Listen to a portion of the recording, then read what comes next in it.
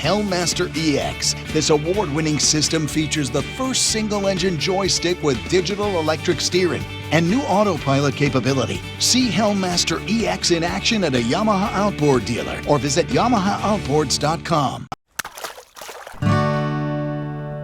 The Fishing News is sponsored by these fine partners.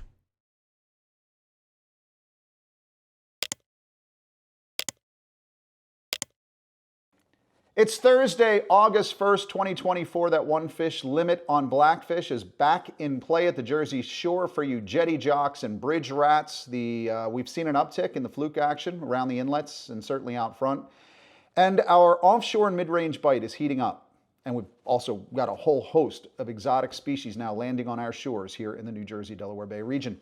I'm Jim Hutchinson, managing editor of the New Jersey, Delaware Bay edition of the Fisherman magazine, and there's a lot to cover in this week's video fishing forecast, including the latest internet breaking social media post from New Jersey about the 135-pound bluefin tuna on Raritan Bay that made its way from the bowels of social media to the tops of the pops, national headlines. Oh man, I've got a problem with this one, personal and professional, but I'll save that until the end of this week's video fishing forecast to report. First, we turn the page of July, as it's time to open up another new page, the pages of the August edition of the Fisherman magazine. That went to print on Sunday night.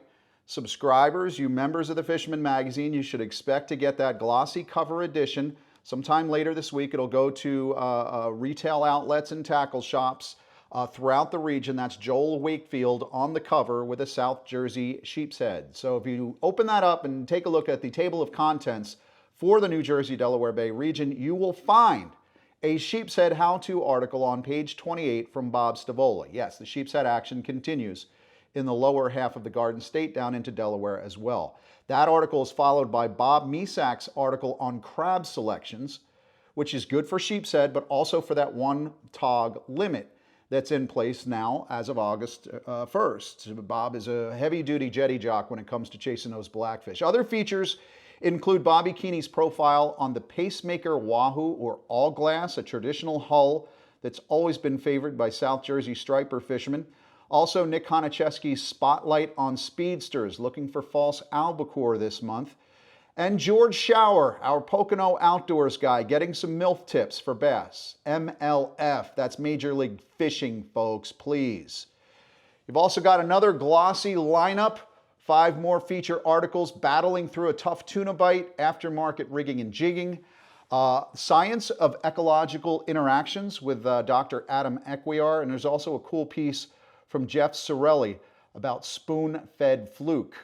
There's also a surf rod article. Did I mention that one? If you're choosing a surf rod for the fall run, which is going to be started very soon, I can assure you. Jeff Sorelli's spoon-fed fluke article is pretty cool about using fluke spoons, and that might be worth a look.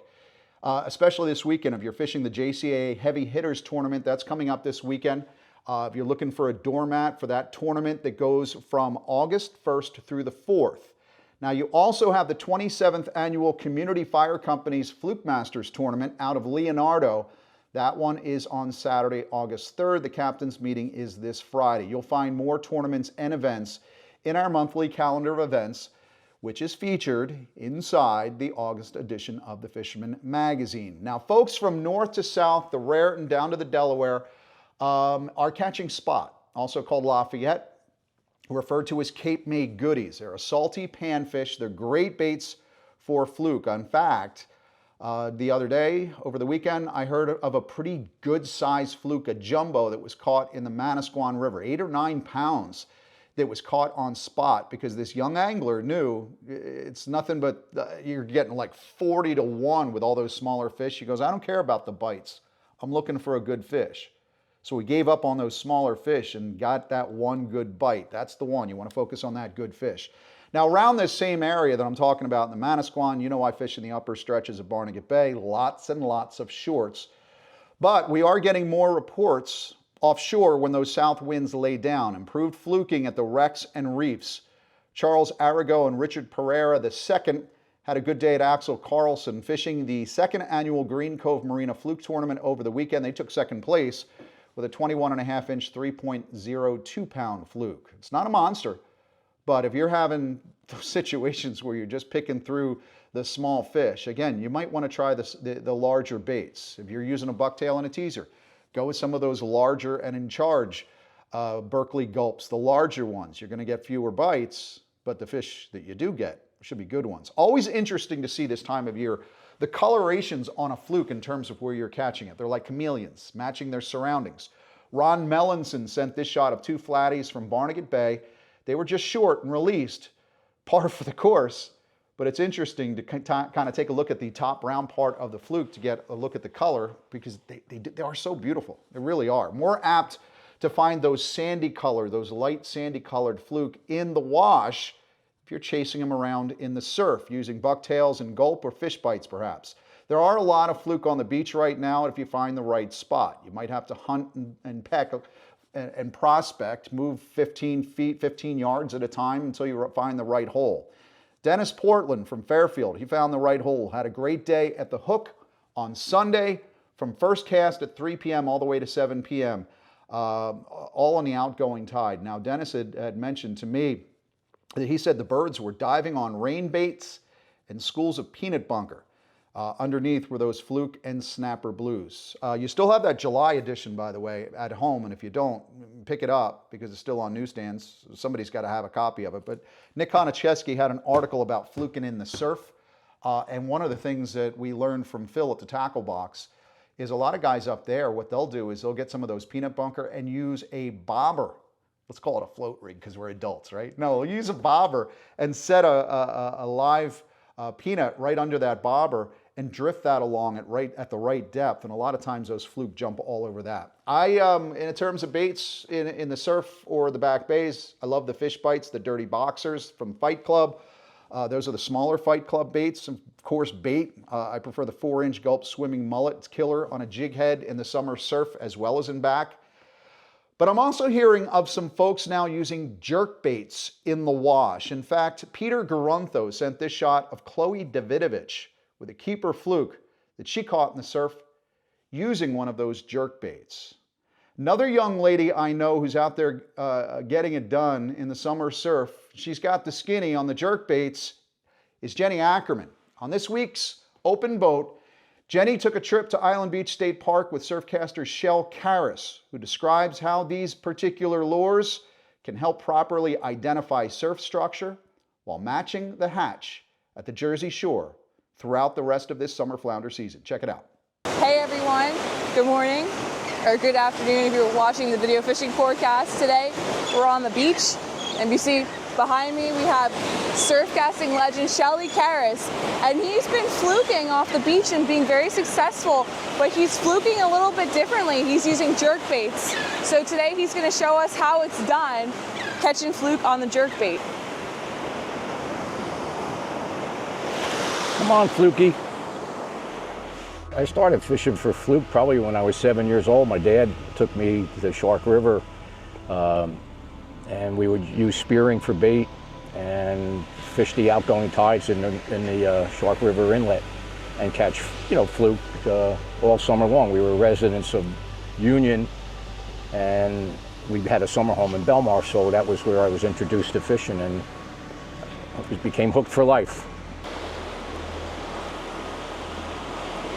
What you want to do is do a couple twitches and then catch up to the slack. And they hit it on that pause generally.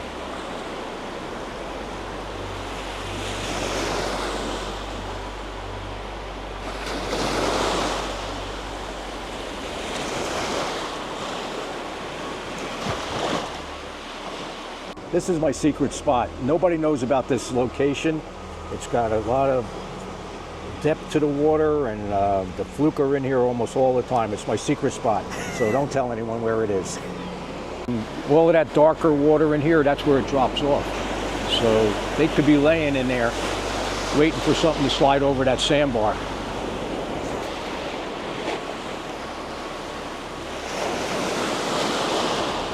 There's plenty of water here. Oh, I'm on. I'm off.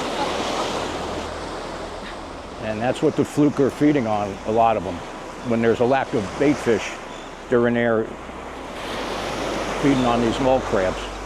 I'm looking for that scallop part of the shoreline, and usually that scallop area is where the deeper water is going to be. It gets cut out, and I'm looking for that little pool of water because the tide's pretty low at the moment. It's like perfect right here.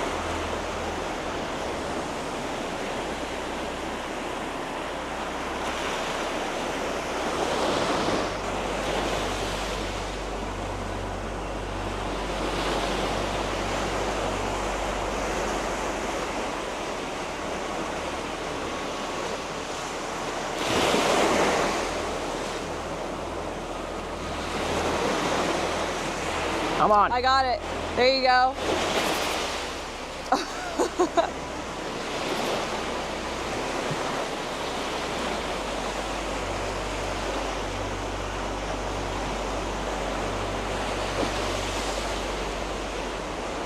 It's a bluefish.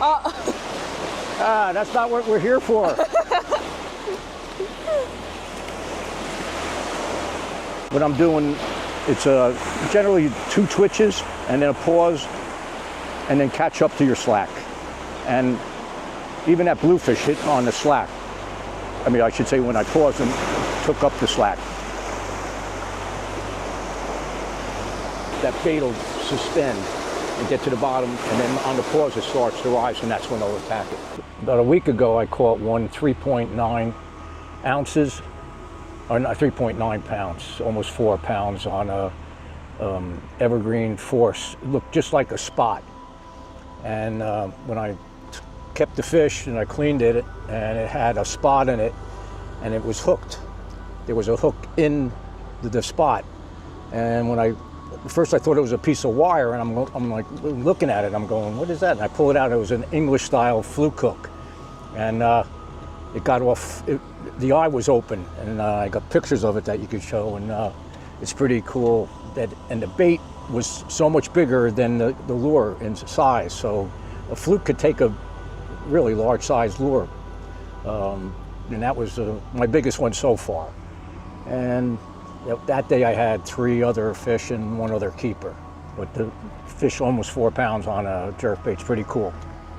Basically what you want to have is like a 7-foot rod, medium action to light action, kind of a softer tip to give it that good jerking motion, and then that pausing. Sort of like a 3,000 size reel. This is a Salt X, which is a perfect size reel for this type of fishing. The VR 50s are perfect. Anything that's in that category is going to work. You want to spool your setups with like 20-pound braid or 15-pound braid. And I'm down to a 12-pound fluorocarbon leader. And the snaps I like to use are the BKK snaps, small, but super, super strong.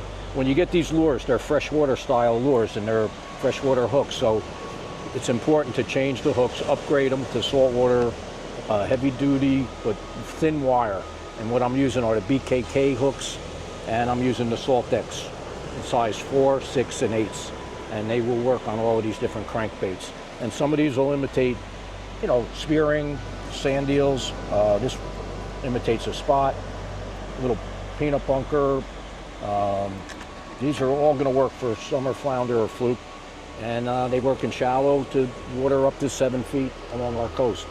And it's a fun way of fishing. Yeah, it's a good option. I mean, when gulp isn't working, because there's so much bait in the summertime. I mean, you have sand fleas, like you said, spot, tons of different baits. So sometimes, you got to match the hatch. Exactly. So you're finding new ways of catching fluke and having fun doing it. And I tell everybody, I'm not giving up fishing with gulp.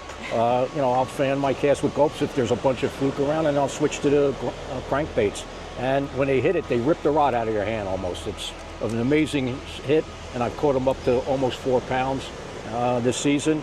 And this season in general hasn't been the best fluke season, but we're hoping that it's still got 2 months left, and the water finally got into the 70-degree mark today, and we're going to get some good fluke action in the next 2 months, I'm hoping for. Definitely. And this is another option. It's a lot of fun. Definitely, pick it up. I'm going to get some of these lures and do this next time I go out fluking, because just watching you fish, it was fun. So, all right. Go plug in for some flukes. Okay.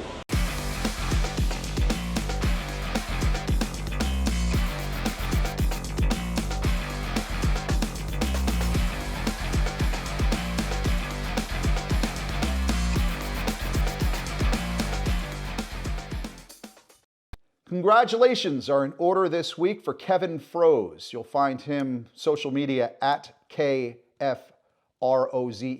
Well, he reportedly geared up at the Reel Seat in Brielle prior to heading offshore to the tilefish grounds.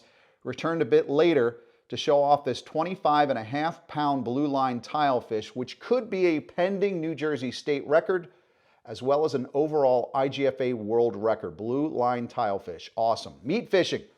That's what it's about. In fact, I was talking to Jason at Fisherman Supply in Point the other day about tilefish, and he said a lot of folks are talking about this. They typically plan to troll for tuna and then drop for tilefish, or vice versa. Go out and drop for the tilefish first, put some fish in the box before returning to the tuna grounds. Either way, it's become a more popular fishery, especially as folks are targeting these goldens and blue lines to put something in the box to ensure that you're not coming back from a trip to the edge without something to clean at the fillet table. Another new product showcase item that came from our trip to ICAST recently, and it's out this week. Today's video new product spotlight is all about the new Penn Fathom electric reel that's coming to tackle shops sometime in September. This cordless electric reel won the overall best of all the new product showcase award winners at ICAST, and I think it's going to be a very popular item as it becomes available. I would add, however, if you're looking for a tilefish world record, be very careful to follow the IGFA world record rules of engagement for electric reels. A couple of years ago, the IGFA changed the rules in terms of the electric reels. One part says, quote, power accessories must be physically removed from the reel before the act of hooking or fighting a fish. Any fish that strikes a bait or lure being fished with a reel with power accessories still attached, whether or not under electric operation, will not be eligible for record consideration. Keep that in mind. Now, back on Monday, we featured an ICAST interview with Jenny Ackerman from ICAST and Chris Bishop, talking about the new striper-loving colors from Yo-Zuri. Now, in our weekly reports posted this week at thefisherman.com, what you'll find in that August edition of the Fisherman magazine when you get it, a lot of folks are watching and waiting for the presence of squid, hoping to capture that lightning in a bottle that we saw from 2023. If you go back, you remember the Seaside Lump was just loaded with squid all summer last year, and that's when some of that tuna fishing was so hot. So if you're on the hunt for squid, if you're around any squid, here's another new product from Yo-Zuri, which might be of assistance. This is the Ultra Metal Squid Jig from Yo-Zuri. And this is unlike any other squid jig on the market right now. That's a full lead squid jig. That's 1 ounce and 3/8. And we also have a 2-ounce version. It's gonna come in 5 colors. You can fish it individually. It's a sinking squid jig, and on the fall, it actually sits horizontal. And it's a really effective squid jig for catching squid on its own, but even better is when you add it to the Yo-Zuri squid rig. So this is the double, if I don't hook myself, this is the double branch line. So we've got a mini up here on the first branch line. We've got an ultra lens on the second branch line. These are floating squid jigs. And then at the bottom, instead of your sinker, you put the lead squid jig, the Ultra Metal, the new one. So you've got 3 chances of catching squid instead of 2, and it's a much more natural presentation because you don't have any lead right by your squid jigs. This is on the market at your favorite shops in the Northeast, available now, $9.99 MSRP, the Ultra Metal Squid Jig from Yo-Zuri. Check it out. And now the Dream Boat Fishing Challenge entries for the week. The Sea Robin category had 2 entries this week, shifting the standings. We have a New Jersey subscriber, John Payer of Lanoka Harbor, New Jersey, weighing in a Sea Robin at 2.39 pounds, putting him into 5th place. Then there's Long Island subscriber, Paul Albarano from Medford, New York, entering his 2nd fish in the contest, a Sea Robin weighing in at 2.38 pounds, putting him in 6th place. In the fluke category, we also had 2 entries. Long Island subscriber Thomas Luciano of West Sayville with his fluke coming in at 11.22 pounds, placing him in 7th. And then we have Walter Rowland, another Long Island subscriber of Huntington Station with his fluke weighing in at 7.3 pounds. The leaderboard stands like this. Scott Waterman still holding in at 17 points, and a tie at 13 points between Brian Zambreski and Anthony Savino. Just a reminder, for your chance to win the grand prize Steigercraft powered by Yamaha and other great prizes, you need to be a subscriber to the magazine and use a 2024 entry form filled out completely, available at thefisherman.com/contests. In spite of the calm seas we saw last week, there was only 1 entry logged in the CKC, but it was a big one. Hardcore yacker Todd Treons landed this 47-inch cow striper, landing him in 3rd place for the category. The top of the tourney remains unchanged. Mike Radzizewski is hanging tough in 3rd place with 6 points, while Justin Oster and Bob Wagner remained locked in a virtual tie with 9 points apiece.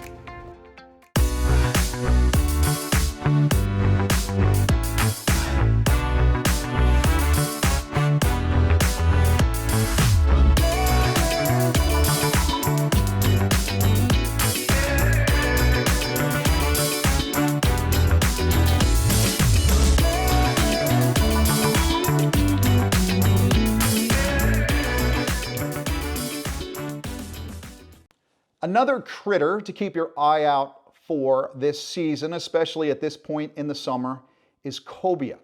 We're getting more and more reports of cobia on the prowl, especially around those schools of bunker where you might find it, inside or off the line. Bill Hudak said, "It's our first cobia, 66 years of fishing live bunker. Finally got that cobia he's been after at the Jersey Shore. Well done." Tara Dillon said she and husband Andy have gotten into some good ones in the past week. After getting a 47-pounder one evening for Andy, then a 40-pounder a few days later for Taryn, they also put their friend Tatiana into her first cobia.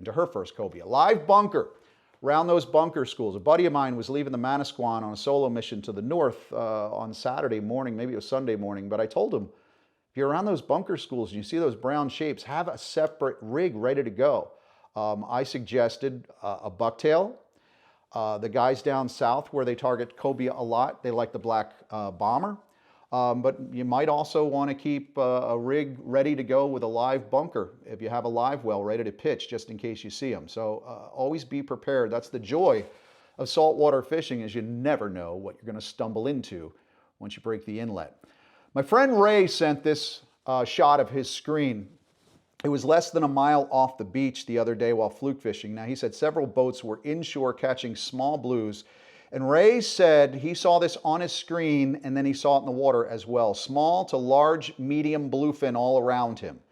So yeah, they're bluefin tuna near shore. And that video from the beaches of Surf City last week, that's a true video. We know that bluefin are in close here in the New Jersey, Delaware Bay region. While I wouldn't be surprised to hear of a bluefin or two racing through around the area of Flynn's Knoll off the tip of Sandy Hook, a 12-foot aluminum John boat is not the way to target one. More on that in about 2 minutes. But first, let's check streamside during these dog days of summer. Check in with my friend George, the Pocono Outdoors guy. Well, hey, thanks, Jim. You know, we are in those dog days of summer, and fishing does get a little slow. Just carrying over, it almost feels like Groundhog Day week after week here, but things are starting to move. We do have a little bit of intermittent rain cooling things down here and there, but I think we're in this pattern of summer heat for quite a little time yet. Guys are still out catching fish, you know, lots of bass this time of year. We had Sean and Jen Wong out there in northern New Jersey hammering away at those dinks, little bass, but even a little bass is good some days versus none.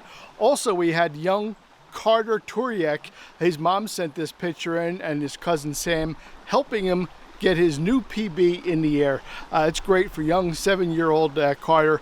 Wish him a lot of luck. I think he'll be catching a lot of fish going forward. Now, still talking about bass of a different kind, striped bass are still pretty active here in these bigger lakes like Beltsville and Wallenpompak. Guys are just trolling them, drifting them low and slow, and actually picking up some of these really nice stripers this time of year. I know the saltwater guys are jealous, but it's a little bit of a treat here for us Sweetwater guys. Anyway, guys, just keep at it. Things will cool off at some point, and we'll start to turn that bite back on really hard. I hope you get out and get on them, but from Pennsylvania, I'm George, your Pocono Outdoors guy. Now is the best time to buy a boat at the Jersey Shore Boat Sale and Expo. Fishing boats for inland and offshore. Tons of center consoles. September 27th through 29th, Shoretown Ballpark, home of the Jersey Shore Blue Claws. Tickets at jerseyboatexpo.com. Life is better with a boat.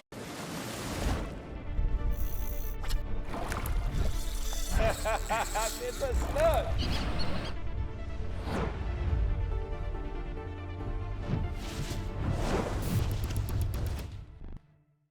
Fake news. President Trump made it part of the national lexicon, and ever since it's been used by both the left and the right to defame and demoralize any comments that someone doesn't like, any comment that's made. It's basically the nuclear option for a cancel culture.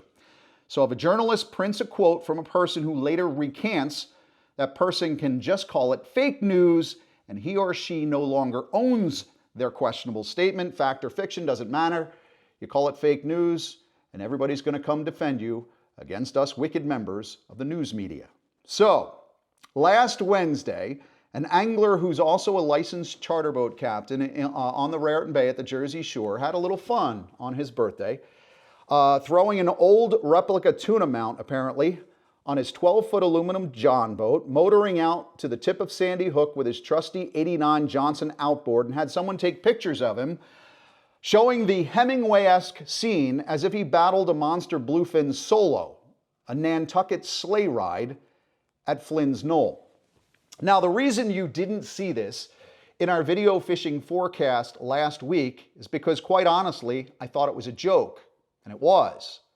But as this post continued to get legs, I had to call a couple of reliable sources just to make sure I wasn't missing the tin boat. Funny, haha, joke, no worries, you're all good. But then the story went like coronavirus viral. Hundreds, if not thousands of shares on Facebook and Instagram. And by Thursday morning, the Asbury Park Press had already reached out to the angler the night prior.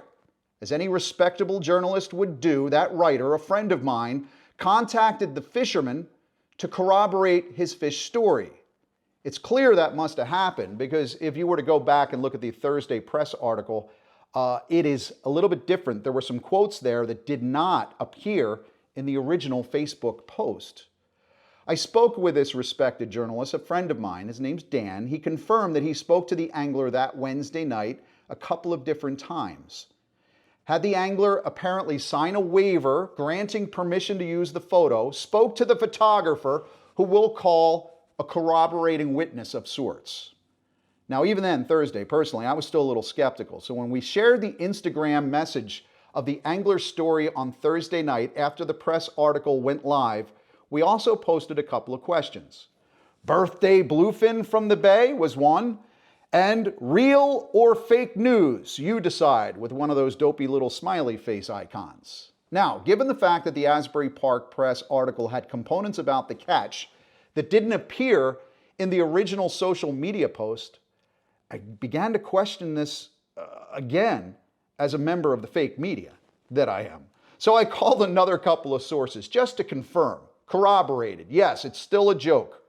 Folks liked how we posted the Instagram post, though. Real or fake news, you decide. That was the best thing to do. Because how can I call something false when you got a guy saying, no, seriously, it happened in the news media? Now, at this point on Friday, national media had picked up on this Santiago-like tale of man versus fish, young man in the sea, if you will. And a few of us fishing writers, including my friend at the Press, tried in vain to reach this young man again, who was at the center of this tall tale. Again, according to the Asbury Park Press, he'd already confirmed the original report. But now there's a write-up in the Asbury Park Press this week. It's out on Tuesday, July 30th, that said even though the guy was interviewed twice by the press for the original story, headline-wise, we've now crossed the line, gone from joke to hoax. Now, for starters, I've never seen an HMS permit on a tin duck boat. I'm not sure how a 135-pound bluefin could actually be dragged over the gunnel of such a boat without that fish looking pretty beat up, much less how it could be caught on that boat without capsizing the tin boat. The fish itself looked pristine. There was very little blood on the cockpit floor, but still, the angler told the press reporter, apparently, no, it's true, and there's photographic proof. Talk to the photographer, which the reporter did. So anyway, young Santiago never called any of us back, but posted a mea culpa Friday night on Facebook and Instagram, calling this whole Donnybrook fake news. Hypothetical question for you. If you tell a reporter a lie, and the reporter prints that lie, who owns it? You or the reporter? And when does a joke become a hoax? And when does that hoax then become a lie? People love to scream fake news, but it would appear in this case that the news media vetted the story with a source and perhaps a corroborating witness with photographic support, so I'm told. So when the angler apparently got caught up in this viral web, he did a Friday night social media dump. But in my opinion, he just put the blame back on the media for believing his version of the events that apparently never actually happened. So think of it from my perspective. Artificial intelligence, or the lack thereof, the growing lack of respect for reporters and news media, and this mistaken belief that you can say whatever you want, spin all the yarns you wish, and make any claim in the world, no matter how unbelievable, you never have to own your fable because you can always blame the fake news. And I hear a lot of folks now getting their news from social media, Instagram, Facebook, Instagram. So why would you even need someone like me or a dedicated journalist at the Asbury Park Press? Because of this debacle, it appears the Asbury Park Press will be implementing new hoops and hurdles in terms of background checks when reporting on some catches. I don't know, should I be checking everybody's permits and registrations and licenses? Get your permit number before I share your fishing report? I guess for now on, every photo that I run in the Fisherman magazine needs a disclaimer. Every fishing report will include a liability waiver, and each how-to article will feature a checkbox that you have to mark so that you don't hold us responsible for not being able to catch fish after you read the article. How many local newspapers are still carrying fishing news when compared to 20 years ago? And what happens when a newspaper publisher decides that tall tales from fishermen may put their journalistic integrity at further risk? You see where this is going, right? Who gets the last laugh now when there are no reporters reporting on fish stuff? It's like the little boy who cried wolffish as the final nail gets hammered into the fishing news media's coffin. You wouldn't fib to your priest, you wouldn't lie in a court of law in front of a judge, but tell half-truths or lies to a news reporter, that's okay, I guess. Well, no, it's not. And once you pull the media into your little web of online hucksterism, a line gets crossed between a hoax and a lie. And it's no longer protected speech. It's shouting fire in a crowded theater, causing a panic. And if some yahoo now thinks that he can go chase bluefin in a 12-foot John boat off the Jersey coast and doesn't return home, you own that too. I can name a half dozen environmental zealots getting paid by major non-government, non-profit and environmental organizations that would love to see the fishing press, especially me, get canceled. I saw at least one of those clowns reveling in the fact that the Asbury Park Press was deceived. Big joke, huh? That meathead and his activist buddies will be doing victory laps when there's no one left to cover fisheries news, no reporters going to fisheries meetings, breaking down regulations and exposing government neglect on our community, or editorializing on behalf of fish, recreational fishermen, and our recreational fishing community. When the last fishing reporter gets canceled, the clowns win and the anglers lose. Think about that, my merry little pranksters. Oh, and don't forget, you have to report your bluefin catches. Get your HMS permit for your center console, your sport fish, your express, your kayak, your duck boat. If you're chasing tuna this season, you need the HMS permit, and you have to report your catches back to the government, honestly and accurately. There's no fooling the feds, my friends. They have a different way of dealing with fake news. TOG is reopened in New Jersey. 1 fish bag limit, 15-inch minimum size. You should find fiddlers, greenies, and sand fleas in many shops this week for those looking to do a little rock hopping for blackfish in the days ahead. Cool thing too is you also have a shot at sheepshead. Same tactics, TOG jig and a crab put down at the bottom, especially in the lower half of the Garden State down into Delaware. So if you're working that bridge structure, the piers, the pilings, stand-up channel markers, or sod banks. Just remember this burgeoning fishery that we have here in New Jersey. It's grown by leaps and bounds. And while there are no limits on sheepshead right now, taking 8, 10 or more sheepshead on a trip, you got to deal with a localized depletion, right? How many sheepshead are you going to be able to take, and how many sheepshead is your little spot going to be able to sustain for you the rest of the summer and everybody else? So listen, don't remove them all. Just take what you need for dinner and be able to go back and catch a few more the next day. I'm not sitting here preaching to you about what you should or should not legally harvest. Just think about that little spot, how many sheepshead are there, and how many you want for the rest of the summer. Now, typically I talk about the weather forecast early in the segment. I didn't really want to give you the weather forecast for the weekend ahead because it's pretty much just rinse and repeat, more south every day this week, all the way through weekend. The weekend and probably the rest of our lives, that's the way it seems. Offshore, Saturday and Sunday, Reports of mahi, though, pretty close. Getting more and more mahi reports close, just as those cobia are inshore as well. And of course, the bluefin. Interesting array of big game in close to shore right now. Again, pick up that August edition of the Fisherman this week. Follow along with it throughout the month of August. The weekly video fishing forecast, many ways relates back to that August edition. The tactics you'll read in the monthly edition of the Fisherman magazine will relate back to what we're catching and hopefully help us both find better success this season, inshore, mid-range, offshore, and fresh. Catch them up. See you next week right here at thefisherman.com.